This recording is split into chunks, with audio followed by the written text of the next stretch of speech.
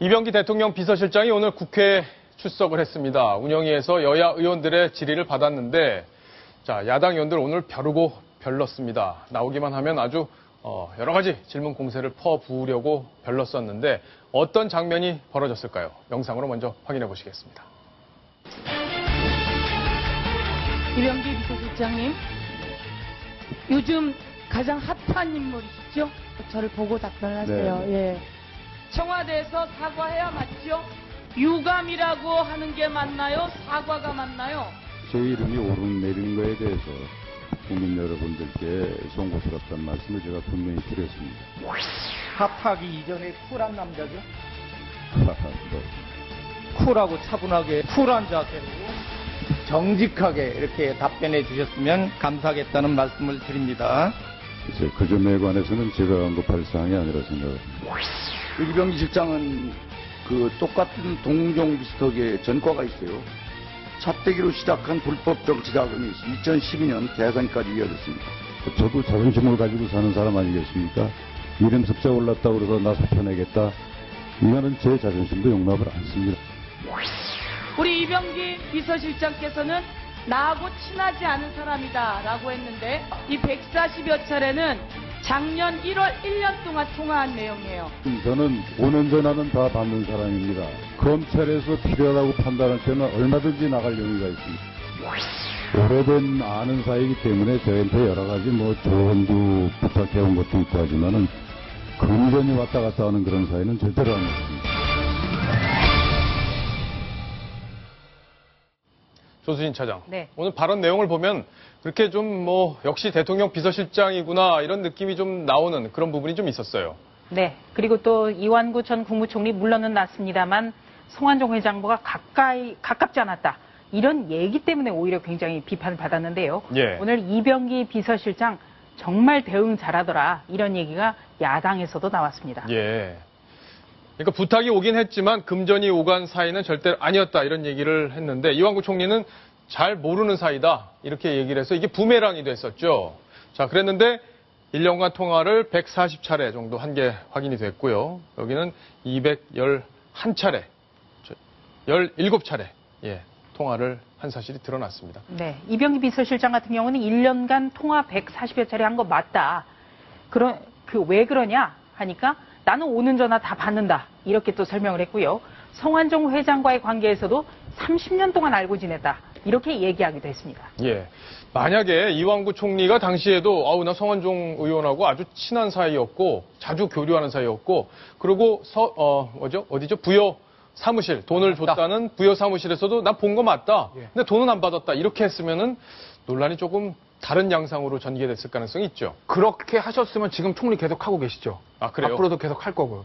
왜냐하면 사실은 그 3천만 원 수수에 대해서 지금 검찰이 밝혀낸 거는 비타 500박스에 돈이 들어간 것까지도 아니고 비타 500박스를 가지고 성완종에서 갔답니다. 그러니까 아직은 이게 3천만 원 수수에 대해서 이게 검찰이 기소할 수 있을지 아니면 유죄가 날지 아주 굉장히 먼 얘기거든요. 그런데 이완구 총리가 내려오게 되면 결국 3천만 원 수수 의혹보다는 거짓말 논란 때문이기 때문에 이완구 총리가 그 당시에 말씀하신 대로 나 성완종 회장을 잘 압니다. 충청도니까 어떻게 모르겠어요. 그리고 내 선거도 많이 도와줬고 나 재선거할 때 부여 사무실 방문해서 만난 적 있습니다. 하지만 나는 돈을 받지 않았습니다.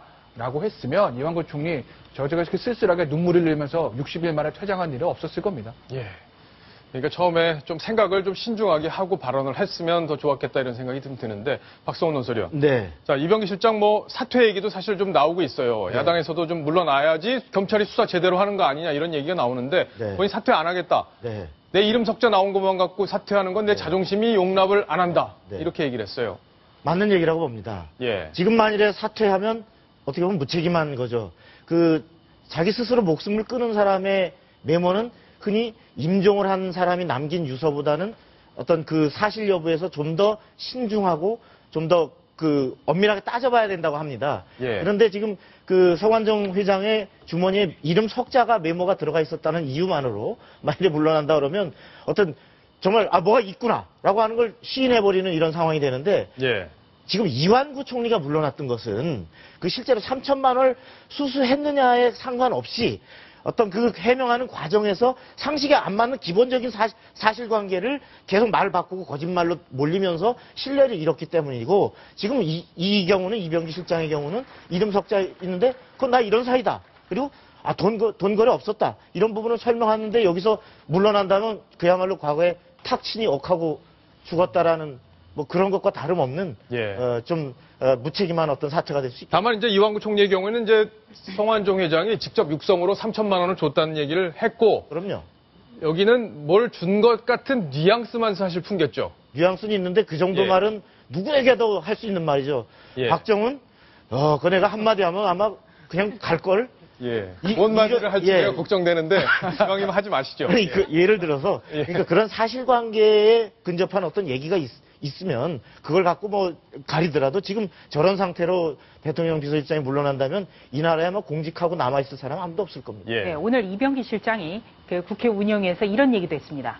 검찰 수사에는 성역이 없다. 나도 오라면 나가겠다. 다만 이완구 전 총리와 나와는 큰 차이가 있다.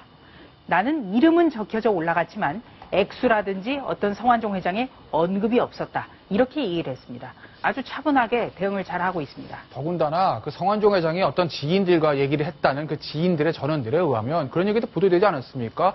이병기 실장한테 가서 구명 로비를 해봐라. 그랬더니 그 성완종 회장 하는 말이 그 사람 안진 오래 이제 워낙 깐깐해가지고 내가 인서한 게 없어서라는 얘기를 했다는 보도가 돼 있었거든요. 예. 그렇다고 보면 성완종 회장이 이병기 실장에게 어떤 금품을 주지 않았다는 거를 간접적으로 우리가 알 수 있는 건데 단지 메모에 이름 적힌 것만 가지고 사퇴하라. 이건 야당의 지나친 정치 공세가 아닌가 이런 생각이 듭니다. 그런데 일단 국민들은 이 8명에 대한 수사가 진행이 돼야 된다. 이거에 대해서는 확실히 공감을 하고 있는 건 분명한 것 같습니다. 그렇다면 이병기 실장도 예외일 수는 없죠. 일단은 돈을 주고 갔다는 근거는 없지만 일단은 메모에 적혀 있었다는 거 국민들한테 상당한 어떤 의혹을 주는 부분이기 때문에 검찰에서 근데 현직 대통령 비서실장을 수사를 할 수 있을지 그 부분도 소환한 적이 궁금한데요. 있습니다. 예. 네, 현직 대통령 언제죠? 비서실장이 2002년에 수원지검에서 검찰 조사 받은 일이 있습니다. 그렇기 때문에 뭐 현직 대통령 비서실장이 나간 적이 없다. 이거는 잘못된 얘기고요. 또 그리고 이병기 대통령 비서실장도 국민의 의혹을 풀기 위해서는 나도 출두할 용의가 있다라고 얘기를 했습니다. 근데 여기서 당연히 조사를 받을 수 있는 거죠. 그런데 받을 수 있다라고 하려면 검찰이 부르려면 어떤 저 사람을 추궁할 수 있는 누구를 통해서 언제 어떤 명목으로 얼마를 받았다라든지 이러한 증빙 자료가 수집이 돼야 되는데 지금은 그 연결고리가 하나도 없는 상태이기 때문에 당연히 무슨 육하 원칙에 따른 의혹의 사실관계 나오면 비서실장 아니라 비서실장보다 더 높은 사람이라도 당연히 검찰 나가야죠. 예. 김태현 변호사. 그래도 현실적으로 지금 수사가 진행될 방향 그리고 가능성 어떻게 보시나요? 결국 가장 중요한 거는 지금 구속돼 있는 두 사람, 박상무와 이 실장 입이죠. 왜냐하면 그 사람들이 성완종 회장의 가장 최측근이고 결국 비자금의 출구, 즉 사용처를 알고 있다고 생각이 되기 때문입니다. 그리고 만약에 비자금 정보가 있다면 그 사람들이 가지고 있을 확률이 높은데 지금 그 사람들이 입을 다물고 있습니다. 아마도 검찰은 다른 루트를 통해서 그 사람들의 입을 열 수 있는 방법을 찾고 있을 겁니다. 증거인멸로 구속한 것도 그 두 사람을 결국 압박해서 뭔가를 털어놓게 하기 위함인데 증거인멸 형량 굉장히 작습니다. 증거인멸만 가지고는 그 사람들이 아마 입을 열진 않을 겁니다. 그렇다면 검찰이 할 수 있는 것, 이건 약간의 추정입니다만 만약에 비자금의 용처에 그 두 사람이 관련이 돼 있다면 그래서 그 두 사람에게도 횡령과 배임 혐의로 기소할 수 있다고 하게 되면 그러면 그는 형량이 워낙 크기 때문에 그 두 사람을 압박을 해서 어떤 비자금의 용처에 대한 어떤 중요한 진술을 들을 수도 있을 겁니다. 예, 그렇군요. 자, 검찰 수사 지금 속도가 좀 나질 않고 있습니다. 이번 주 중에 적어도 홍준표 지사나 이완구 전 총리 아마 소환되지 않겠느냐 이런 전망들이 나왔었는데 아직까지 구체적인 소환 일정이 잡히지 않았다고 하는데요. 다음 주로 넘어가지 않나 이렇게 지금 예상이 되고 있습니다. 자, 관련 소식 여기까지 정리를 하겠습니다. 자, 다음 소식은 오랜만에 북한 소식을 전해드리겠습니다. 순위 먼저 확인합니다.